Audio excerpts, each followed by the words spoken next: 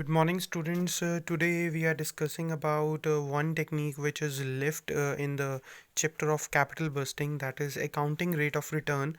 Basically, that technique is used as a non-discounted technique of capital busting because here we are not utilizing the rate of inflation, or we can say discount rate, hurdle rate, present value factor. So basically, this is a non-discounted technique of capital busting. Here, first of all, we must study what is the meaning of accounting rate of return. Then we are studying about how we can proceed with the cash flows, which are impacting basically the profits, which are impacting the project. And then the third part is we are talking about the formulas of accounting rate of return. Basically, here we are using the four formulas to calculate the different type of rate of return. So in the last part we will proceed with the numerical part. So we'll move with the first one, that is meaning introduction. So the accounting rate of return is the percentage rate of return expected on investment or asset as compared to the initial investment cost.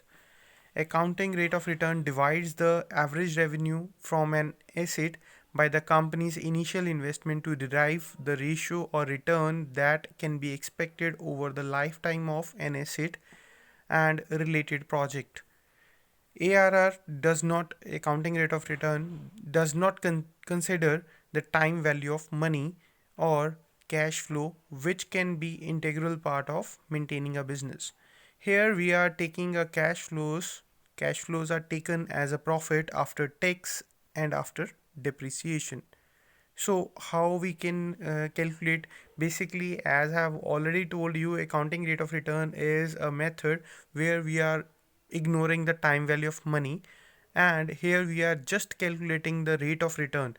How we can calculate the rate of return? For example, if I have invested rupees 100 somewhere and I got 20%, I got 20 rupees as a return, means that value comes to rupees 120. So I will get rupees 20 as a return. 20 upon investment means profit on investment multiplied by 100.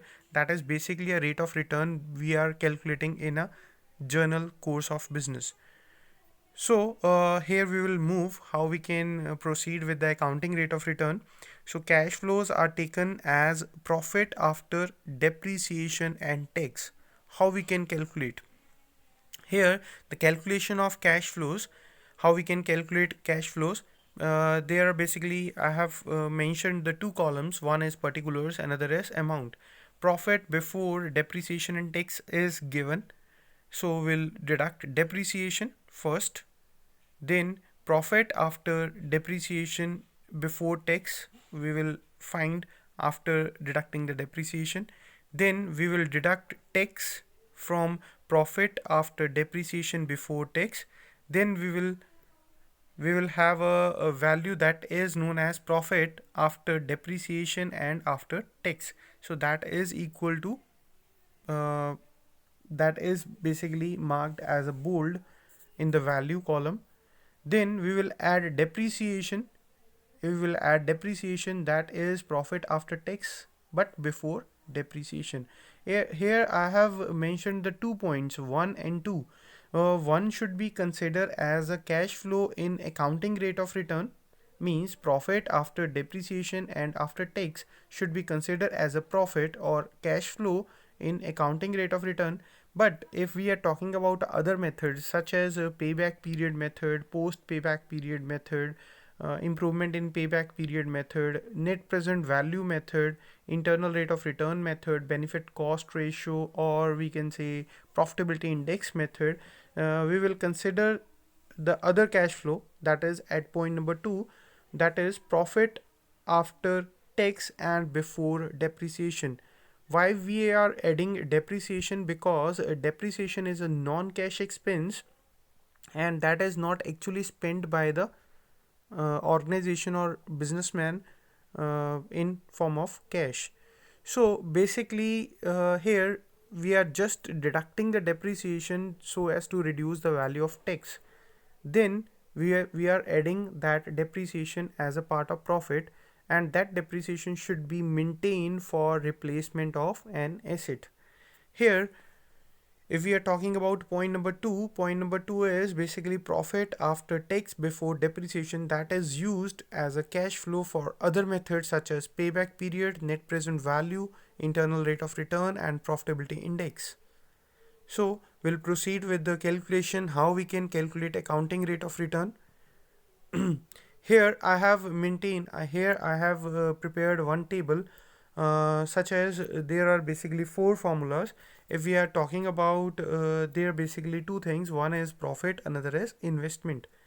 Here I have written the five columns. First is for serial number, second is for particulars, then profit, that may be known as a return, that may be known as cash flows, uh, or we can say annual cash flows, or the fourth column is for investment. Then there is a formula how we can calculate. Here I have marked profit as 1 and investment as 2. So if we can divide 1 should be divided by 2 and multiplied with 100, then we get our answer. So here the first formula is rate of return, where here we are talking about rate of return. So we are talking about total profit and net investment. Total profit, in the last note I have mentioned how we can calculate total profit, that is a sum of all the profits given in a question. And net investment should be calculated as total investment minus scrap value.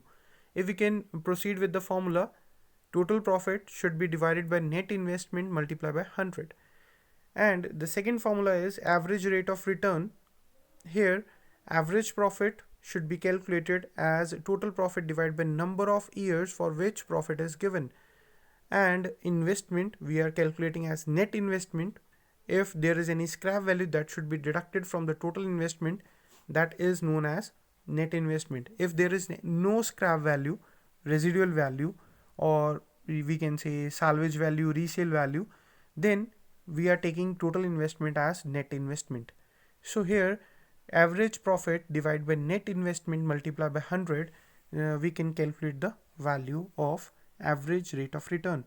Then if we are talking about return on average investment, that is equal to total profit divided by average investment multiplied by 100. How we can calculate total profit and average investment, I have already mentioned. Average investment should be calculated as net investment divided by 2. So next one is average return on average investment. So here we are talking about average profit upon average investment multiplied by 100. If you can see, many a student ask me a question, these formula, how we can learn these formulas. If we can read the particulars very carefully, then we can learn the formulas from the particulars only.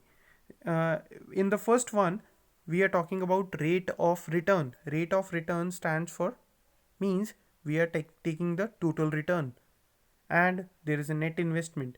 If we are talking about average rate of return, here we are talking about average return, so we are taking average of profits.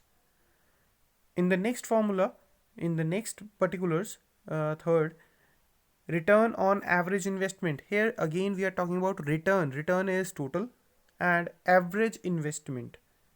And in the fourth part we are talking about average return on average investment. So here we are talking about average profits and average investment.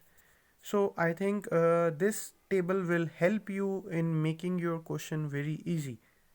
So we'll proceed with the calculation part. So there is an example.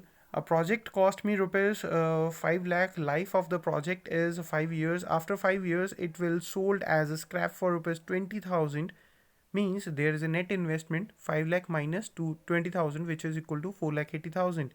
The profit after depreciation and tax for the 5 years are given as under.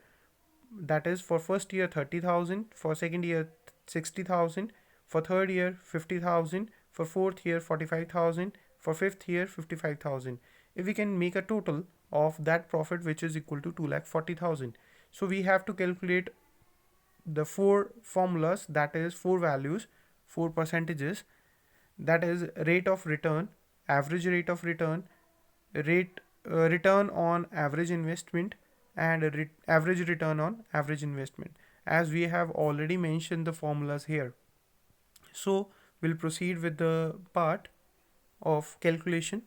So if we am taking about the talking about the formulas, rate of return is equal to total profit upon net investment. If the we can total the profits in the last slide, that is 2,40,000 upon 4,80,000 multiplied by 100, which is equal to 50%. And in the second part, average rate of return, if we are talking about average rate of return, that is the average profit upon net investment. So average profit is 2,40,000 divided by 5, as I have mentioned in the notes at the bottom. 2,40,000 divided by 5, which is equal to 48,000. That should be divided by net investment, as I have mentioned in a point number second, that is 4,80,000 multiplied by 100, which is equal to 10%. Return on average investment, how we can proceed with the return on average investment. Here we are taking a total profits I have mentioned in point number 1 in at the bottom. So 2,40,000 divide by average investment, I have calculated 4,80,000 divided by 2, which is equal to 2,40,000 in point number 4 at the bottom. So 2,40,000 divided by 2,40,000 multiplied by 100, which is equal to 100%. In the fourth point, average return on average investment. So here we are taking average profits and average investment. That should be calculated in note number 3 and note number 4. So average profit is 48,000 and average investment is 2,40,000. So 48,000 divided by 2,40,000 multiplied by 100, which is equal to 20%. So this is a part of you can say average rate of return or accounting rate of return, which is basically a non-discounted technique of capital busting. We must note the some things, as I have mentioned in a slide number 1. Even I have made it as bold. In the last line, cash flows are taken as a profit after tax and after depreciation in accounting rate of return.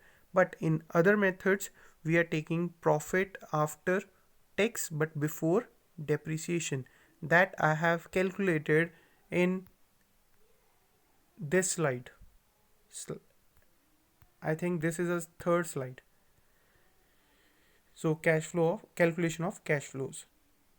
If you have any query, then you can message me or you can call me personally. Thank you for listening.